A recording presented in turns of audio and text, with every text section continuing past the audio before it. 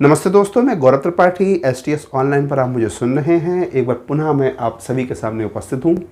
प्यारे दोस्तों, जैसा कि आप बोर्ड पर देख रहे हैं कि मेरे द्वारा त्रुटिवश अनुच्छेद 36 से 51 के स्थान पर अनुच्छेद 37 से 51 लिख दिया गया है।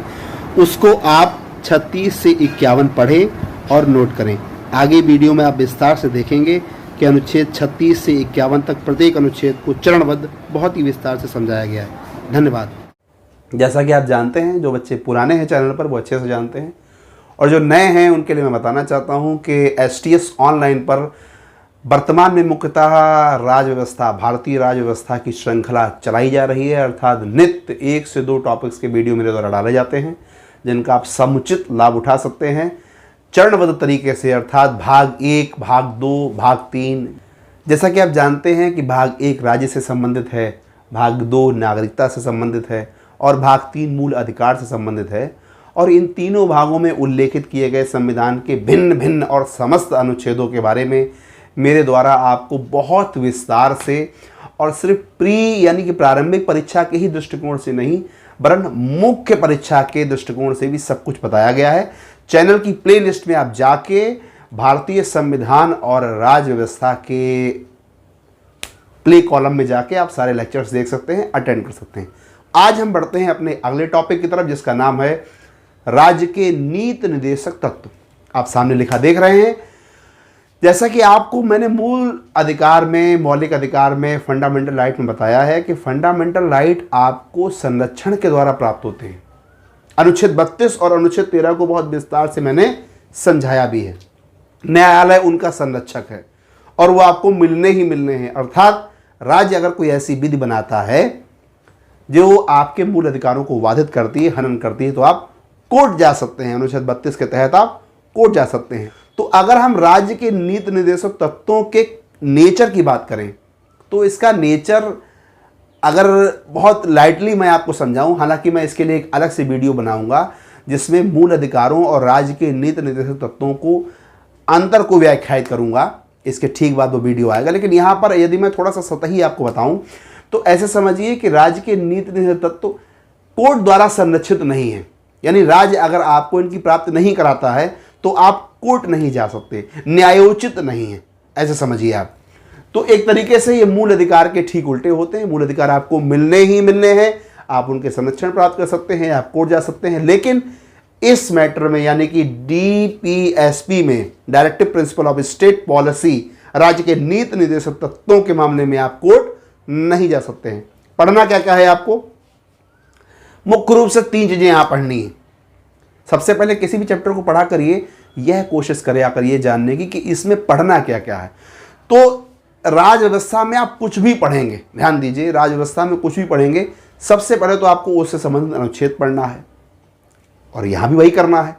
दूसरा पोर्शन आपको यहां जो पढ़ना है वो ये पढ़ना है कि इन सारे नीति निर्देशक तत्वों को 3 कैटेगरीज में तोड़ा गया है। यानी कुछ सिद्धांत गांधीवादी हैं, कुछ सिद्धांत उदारवादी हैं और कुछ सिद्धांत समाजवादी हैं।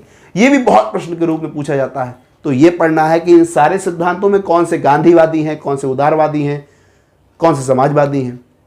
और तीसरा जो आपको विशेष रूप से पढ़ना है, कहीं कहीं पे आप का, खा, का इस प्रकार के जो सब, एक तो प्योर आर्टिकल होते हैं, एक सब आर्टिकल होते हैं जो बाद में जोड़े गए, तो वो किस अनुच्छेदों के द्वारा जोड़े गए, तो वो किस संविधान संशोधनों के द्वारा जोड़े गए। ये 3 चीजें मुख्यतः पढ़नी है।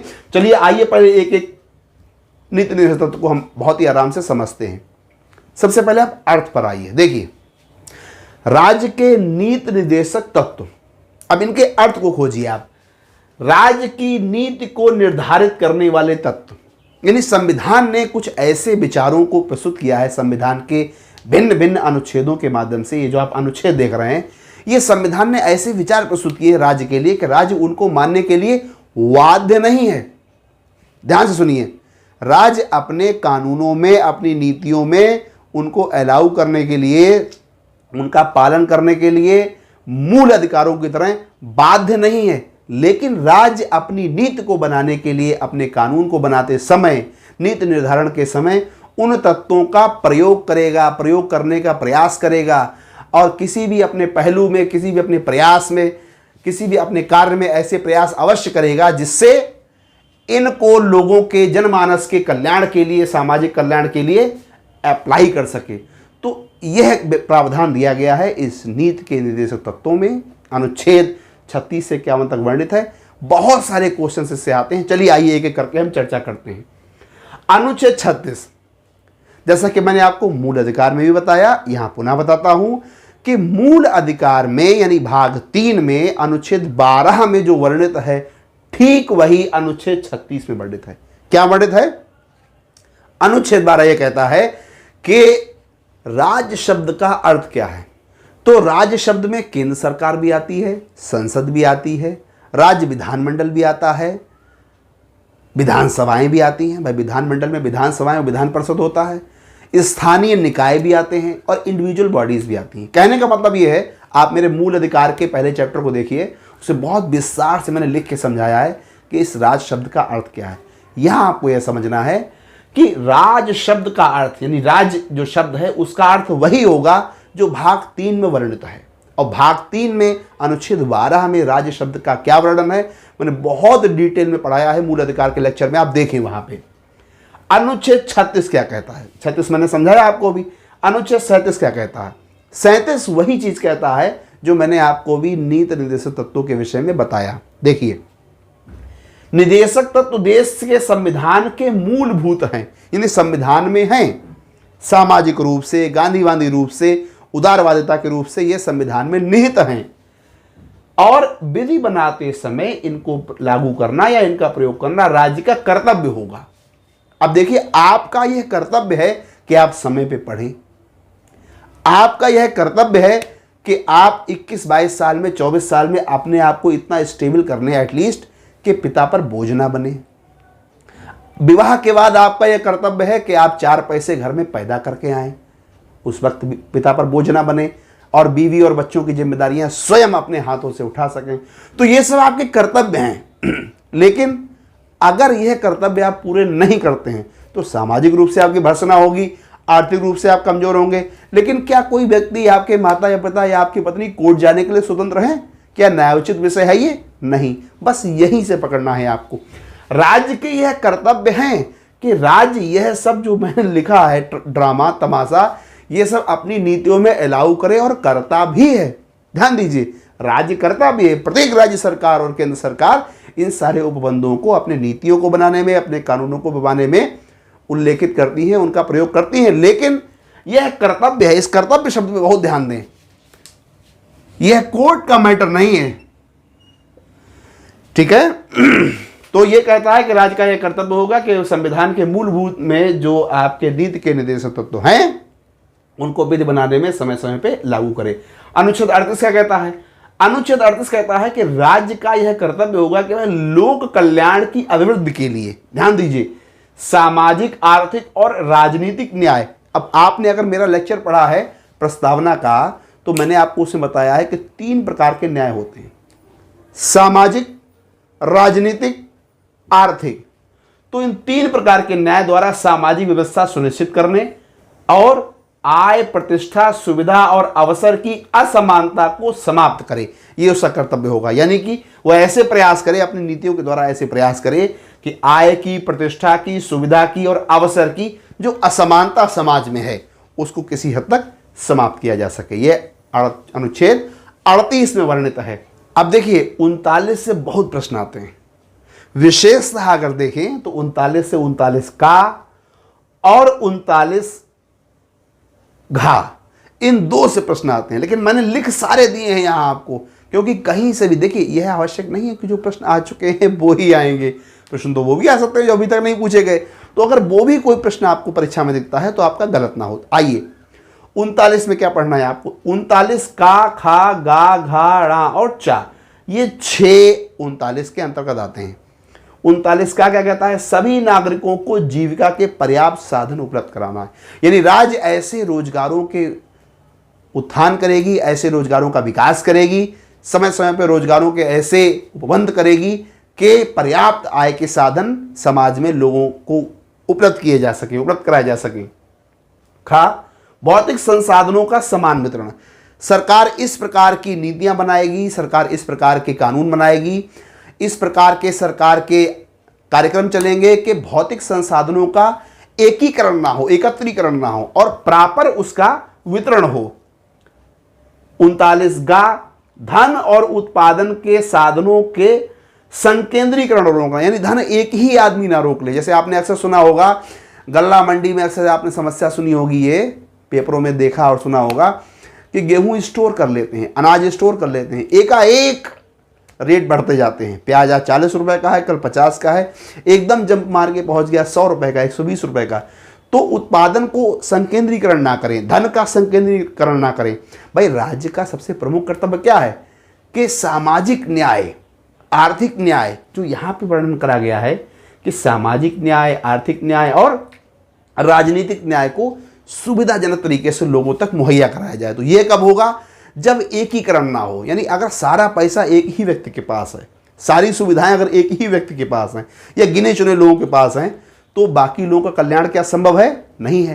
तो राज्य का विशेष रूप से प्राथमिकताएं और योजनाओं में यही रहती हैं। राज्य किसी भी योजना को बनाता है, उसकी प्राथमिकताएं ये रहती हैं कि जो डिस्ट्रीब्यूशन है उस पर बहुत अच्छे से काम हो। 39 क्या कहता है? देखिए, बहुत पूछा जाता है ये, पुरुषों और स्त्रियों को समान कार्य के लिए समान वेतन। अब बहुत इस पे मांग उठती है। अब ये जो नीति निर्देशक तत्व का कॉन्सेप्ट है, आप इससे ही समझ जाएंगे। 39 से सबसे पहले तो ये याद कर लीजिए कि 39 में समान कार्य के लिए समान वेतन का उल्लेख किया गया है। अब आपने अक्सर सुना होगा कि समान कार्य के लिए समान वेतन की मांगे भिन्न भिन्न संस्थाओं द्वारा, वहां के कर्मचारियों द्वारा उठाई जाती हैं, पुरुषों और महिलाओं के लिए समान कार्य समान वेतन। लेकिन चूंकि यह पार्ट है कर्तव्यों का, it is the part of directive principle of state policy, तो लोग कोर्ट नहीं जा सकते इसके लिए। कभी इस विषय में कोई याचिका नहीं डाली गई, और अगर याचिका लोग डालते भी हैं तो कोर्ट सख्त टिप्पणी करते हुए कहता है कि यह मेरे विचार का प्रश्न नहीं है और यह तो राज्य का कर्तव्य है कि वो इस पर उचित ध्यान दे। तो पुरुषों और स्त्रियों को समान कार्य के लिए समान वेतन देना ये राज्य का कर्तव्य है, और 39 में यह वर्णित है। ठीक है। 39 कर्मकारों के स्वास्थ्य और शक्ति का संरक्षण, और 39 बालकों को स्वास्थ्य विकास के प्रॉपर अवसर देना। तो इसमें कौन कौन से आपको बिल्कुल भी स्किप नहीं करने हैं? 39 और 39 आइए 40 पे। बहुत पूछा जाता है ये, ग्राम पंचायतों का गठन। ग्राम पंचायतों का गठन, तो ग्राम पंचायतों का गठन, उन्हें शक्तियां प्रदान करना। ग्राम पंचायतों का गठन, उन्हें शक्तियां प्रदान करना, और शक्तियां इस प्रकार प्रदान करना कि वो एक स्व सरकार के रूप में काम करें। वो एक स्व सरकार यानी अपनी सरकार, स्थानीय सरकार के रूप में काम करे।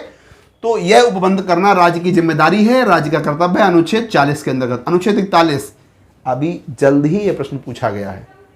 देखिए, आपको मैं एक चीज बता दूं, यहां पे मैं रुक रहा हूं थोड़ा सा आपको एक चीज बताने के लिए। अनुच्छेद 395 है। एग्जाम का पेपर सेट करने वाला भी जानता है कि इसमें से बहुत सारे बच्चे, इसमें से बहुत सारे अनुच्छेद बच्चे पढ़ के आया है, फिर भी वो आपको वहां पेपर में फंसा देता है। क्यों? क्योंकि कहीं ना कहीं वो मनोवैज्ञानिक रूप से ये जानता है कि कौन सा अनुच्छेद आप पढ़कर आए हैं या कौन सा अनुच्छेद बहुत सारे बच्चे स्किप कर देते हैं। जैसे हम इसकी ही बात करें, अगर हम यहीं पे बात करें तो ध्यान दीजिए, अनुच्छेद 41, अनुच्छेद 46, अनुच्छेद 42, ये कुछ ऐसे अनुच्छेद हैं, अनुच्छेद 36, ये कुछ ऐसे अनुच्छेद हैं जो बच्चे छोड़ देते हैं। ऐसे बहुत सारे स्टूडेंट्स जो प्रॉपर पढ़ते रहते हैं, राज्य व्यवस्था के बारे में जानते हैं, वो अगर मेरा ये वीडियो देख रहे हैं तो अच्छे से समझ सकते हैं कि अनुच्छेद 47, 48 या अभी आगे आप पढ़ेंगे 50, 51, अनुच्छेद 45, अनुच्छेद 44, ये वो अनुच्छेद होते हैं जो सबको रटे होते हैं। तो पहले वो चीज़ें विशेषता पढ़िए जो आपको लगता है कि नहीं पूछी जाती हैं या कम पूछी जाती। चलिए आइए अनुच्छेद 41। अब देखिए, अनुच्छेद 41 का पिछले 1-1.5 साल से बहुत प्रयोग हुआ है। अभी आपको उदाहरण के द्वारा समझाऊंगा, बहुत ही आसानी समझेंगे, पहले इसको पढ़ लीजिए। 2019 में या यूपी पीसीएस में पूछा भी गया अनुच्छेद 41। सरकार कुछ दशाओं में काम, शिक्षा और लोक सहायता प्राप्त कराने के प्रभावी उपबंध करेगा। आप लोगों ने देखा अभी लगभग 1.5 साल से आप कोरोना काल में जी रहे हैं। लॉकडाउन चल रहा है, हट रहा है। पहली लहर आके गई, दूसरी लहर आके लगभग जाने वाली है, चली ही गई है। तीसरी लहर का लोग इंतजार कर रहे हैं और ये लहरों का सिलसिला चल रहा है। इन लहरों के सिलसिलों में आपने लगभग 1 साल पहले एक लहर देखी होगी जिसमें लोग भाग भाग के अपने घरों में आ रहे थे और सरकारें उनके रोजगार के उपबंध कर रही थी, उनके काम के उपबंध कर रही थी। कोई एक नया पोर्टल खोल रहा था। उत्तर प्रदेश सरकार ने तो बहुत सराहनीय कार्य किया इस कोरोना काल में, और उन्होंने कुछ पोर्टल्स खोले, कुछ संस्थाओं से कांटेक्ट करके बहुत सारे लोगों को जॉब के मौके प्रोवाइड कराए। तो काम, शिक्षा और लोक सहायता प्राप्त कराने के प्रभावी उपबंध कराएगा, ये राज्य का एक कर्तव्य है। और इसी अनुच्छेद 41 के कर्तव्य के तहत भिन्न भिन्न राज्यों ने या लगभग सभी राज्यों ने कोरोना काल में लोगों को काम दिया, रोजगार दिया, व्यवसाय दिया, बच्चों को शिक्षा उपलब्ध कराई। तो ये आपको अनुच्छेद 41 में इस उदाहरण के द्वारा याद रखना है। काम की न्याय संगत दशाओं का उपबंध करना, और मुख्यतः जो याद रखना है प्रसूति सहायता का उपबंध। प्रसूति सहायता का उपबंध, प्रसूति सहायता, अनुच्छेद 42 प्रसूति सहायता, ठीक है, याद रखें। अनुच्छेद 43 सभी कर्मकारों को उचित मजदूरी, यानी कि मजदूरी भी उचित, ऐसे ही नहीं कितना ही दे दें। और 43 का उद्योगों के प्रबंधन। 44 विशेषता याद रखें, एक समान आचार संहिता, यानी पूरे भारत में एक समान आचार संहिता। बहुत इस पर लड़ाई चल रही है इस टाइम, जब से कोरोना हुआ है तब से थोड़ा खेल ठंडा है इसका, लेकिन एक समान आचार संहिता पे बहुत खिच्चू मचा है कोरोना से पहले। अनुच्छेद 44 बहुत विशेषता याद रखें। अनुच्छेद 45 बहुत पूछा गया है, 6 वर्ष से कम आयु के बच्चों के लिए बाल्यावस्था यानी प्रारंभिक बाल्यावस्था और शिक्षा का उपबंध। अब देखिए यहां पे एक चीज बहुत ध्यान से समझने की आवश्यकता है। आपने मूल अधिकार पढ़ा, मैंने आपको मूल अधिकार पढ़ाया, और वहां मैंने आपको बताया एक अनुच्छेद आया था वहां 21 का। तो 21 का में क्या अमेंडमेंट किया गया है? 21 का में प्रावधान किया गया है कि 14 वर्ष तक के बच्चों को अनिवार्य और निःशुल्क शिक्षा का प्रावधान वहां किया गया है, लेकिन प्रारंभ से 6 साल तक के बच्चों का, प्रारंभ से 6 साल। अनुच्छेद 21 का में क्या प्रबंध किया गया है? 6 से 14 साल। और यहां पर अगर हम बात करें अनुच्छेद 45 की, जो कि एक नीति का निर्देशक तत्व है, राज्य का नीति का निर्देशक तत्व है, उसमें कहा गया है कि 6 वर्ष से कम आयु के, तो ये चीज ध्यान रखें, अगर कहे 6 वर्ष से कम आयु के तो अनुच्छेद 45 लगाना है, और अगर कहे कि 6 से 14 वर्ष के तो वहां पे लगेगा अनुच्छेद 21 का, जो मेरे द्वारा आपको बताया गया है बहुत विस्तार से। आइए अनुच्छेद 46 पे, अनुसूचित जाति, अनुसूचित जनजाति और समाज के कमजोर वर्गों के शैक्षणिक आर्थिक हितों को प्रोत्साहित करने के लिए और सामाजिक सुरक्षा प्रदान करने के लिए उपबंध करना। 47-48 को बिल्कुल घोट के पी जाइएगा आप, 47 और 48, क्योंकि बहुत क्वेश्चन इससे हिट होता है। देखिए 47 क्या कहता है, अगर शॉर्टकट में याद रखें तो मद्य निषेध, मद्य निषेध यानी शराबबंदी। शराब पे बहुत तमाशा चला है अभी कोरोना काल में, सब कुछ सरकार ने बंद कर दिया। शुरुआत में परचूनी की दुकानें भी जिस दिन बंद रखी उस दिन भी शराब थोक के भाव बेची। तो यहां देखिए आप 47, स्वास्थ्य के लिए नुकसानदायक नशीली दवाओं, मदिरा, ड्रग्स के औषधीय प्रयोजनों से भिन्न, अब इस पे ध्यान दें, औषधीय प्रयोजनों से भिन्न से मतलब है भैया कि औषधीय प्रयोजन इनके होंगे, औषधीय प्रयोजन इनके होंगे। ऐसे बहुत से नशीली दवाइयां हैं या ड्रग हैं जो औषधि के रूप में प्रयोग होती हैं, लेकिन वो लोग सामान्यता भी लेते हैं अपने शरीर को जानबूझ के खराब करने के लिए, अपने स्वास्थ्य को जानबूझ के बिगाड़ने के लिए। तो औषधीय प्रयोगों में उनको लिया जा सकता है, लेकिन जनरली उनको प्रयोगों को बैन करना भी सरकार का कर्तव्य होगा। मद्य निषेध करके यह क्वेश्चन बहुत पूछा जाता है कि मद्य निषेध का प्रबंध, मद्य निषेध का उपबंध किस अनुच्छेद में किया गया है? तो भैया अनुच्छेद 47। अनुच्छेद 48 क्या कहता है? अनुच्छेद 48 में गाय, बछड़ा और दुधारू पशुओं के वध को निषेध कर दिया गया है, करा नहीं गया है, बद को निषेध करने के उपबंध करेगा राज्य, उसका कर्तव्य है। गाय, बछड़ा और कोई भी दुधारू पशु जो है उसका बद जो है वो रोकने के उपबंध करेगा, प्रयास करेगा। कृषि और पशुपालन को आधुनिक प्रणाली के द्वारा उत्थान करेगा, यह भी है इसमें। और एक 48 का जोड़ा गया, ऐड किया गया इसमें, पर्यावरण का संरक्षण, वन और वन्य जीवों की रक्षा करना। तो यह मुख्य रूप से है। कौन कौन से बहुत ही विशेषता आप याद रखें जो पूछे कम जाते हैं। देखिए 47 48 आप याद रखिए, लेकिन कौन से बिल्कुल नहीं भूलने हैं आपको, 44 45 विशेषता, 41 विशेषता, 42 ये बिल्कुल ना भूलें, 36 क्योंकि ये कम पूछे जाते हैं। देखिए जो चीज़ें कम पूछी जाती हैं, जो प्रश्न कम पूछे जाते हैं उनको विशेषता पढ़िए, वहां से क्वेश्चन आने के चांसेस ज़्यादा रहते हैं। चलिए इसका एक स्क्रीनशॉट लीजिए। अभी 3 और अनुच्छेद बचे हैं डीपीएसपी, वो आपको बताता हूं, फिर कुछ और एडिशनल चीज़ें बताता हूं जो काफ़ी पूछी जाती हैं। इसका एक स्क्रीनशॉट लीजिए। अब देखिए अनुच्छेद 48 तक आप पढ़ चुके हैं, बचते हैं 3 अनुच्छेद, अनुच्छेद 49, 50 और 51। क्या कहता है अनुच्छेद 49? राष्ट्रीय महत्व के स्मारकों स्थानों का संरक्षण। राष्ट्रीय महत्व के स्थान आपके पार्क, म्यूजियम्स, जो भी राष्ट्रीय महत्व के हैं, जो भी हमारे प्राचीन काल के ऐसे स्थान हैं जो संरक्षित किए गए हैं, जो भी हमारे स्वतंत्रता संग्राम से जुड़े हुए स्थान हैं, वस्तुएं हैं, जो भी स्मारक हैं ऐसे जिनको संरक्षित किया गया है सरकार के द्वारा, उनको सुरक्षा प्रदान करना, संरक्षित करना, ऐसे स्थानों को, ऐसे स्मारकों को वो अनुच्छेद 49 में वर्णित है। अनुच्छेद 50 और 51 खूब पूछे जाते हैं। न्यायपालिका को कार्यपालिका से अलग करना, न्यायपालिका को कार्यपालिका से अलग करना, जुडिशरी को कार्यपालिका से अलग करना, ये अनुच्छेद 50 कहता है। अनुच्छेद 51 अंतर्राष्ट्रीय संबंध यानी विदेश नीति, अंतर्राष्ट्रीय संबंध और विदेश नीति से संबंधित है अनुच्छेद 51। अब देखिए इसमें एक चीज और पूछी जाती है कि कौन से विचार, कौन से सिद्धांत आपके गांधीवादी हैं, कौन से समाजवादी हैं और कौन से उदार बौद्धिकवादी आपके सिद्धांत हैं। तो देखिए अगर हम संविधान के व्याख्यान की बात करें, यानी संविधान इसकी क्या व्याख्या करता है, तो संविधान में ऐसा कोई वर्गीकरण नहीं है। संविधान में समाजवादी, गांधीवादी या उदार बौद्धिक सिद्धांत के आधार पर ऐसा कोई वर्गीकरण नहीं है, लेकिन इनकी दशा और दिशा के आधार पर, इन अनुच्छेदों की, इन निदेशक तत्वों की दशा और दिशा के आधार पर इनको 3 वर्गों में बांटा जाता है।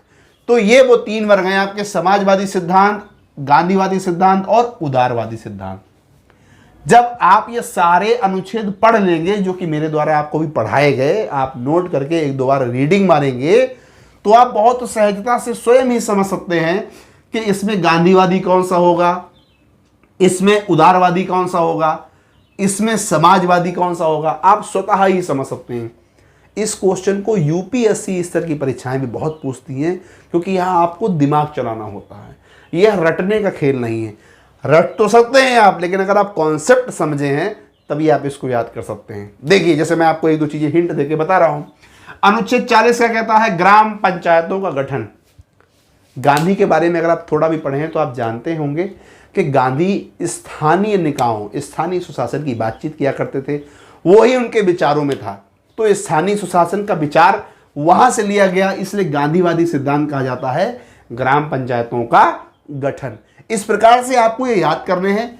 अनुच्छेद 38, 39, 39 का, 41, 42, 43, 43 का और 47, ये आपके जो 4 और 4 8, ये 8 आपके नीति निर्देशक तत्व समाजवादी सिद्धांत में आते हैं। 40, 46, 47 और 48 इनको बहुत अच्छे से याद करिएगा, क्योंकि सबसे ज्यादा यही पूछे जाते हैं। सबसे अधिक पूछने की प्रायिकता इन्हीं सिद्धांतों की होती है। कैसे देगा कि निम्नलिखित में से कौन सा सिद्धांत गांधीवादी नहीं है? A, B, C, D। 47 ऐसे लिखेगा, अनुच्छेद 47, 50, 51 और 41 ऐसे लिख के देगा और आपसे पूछेगा। इसको विशेषता याद रखें, अच्छे से रिवाइज करें इसका। तो ये था आपका राज्य के नीति निर्देशक तत्वों का अध्याय। ये छोटा अध्याय है लेकिन अच्छे से पढ़ने की आवश्यकता है। निरंतर चैनल के साथ बने रहिए, प्लेलिस्ट पे जाके निरंतर वीडियोस देखे रहिए और कंटिन्यू मेरा प्रयास है कि आपको ज़्यादा से ज़्यादा मटेरियल जल्द से जल्द मेरे तरफ से प्रोवाइड कराया जाए। बहुत जल्दी पुनः मिलता हूँ। धन्यवाद।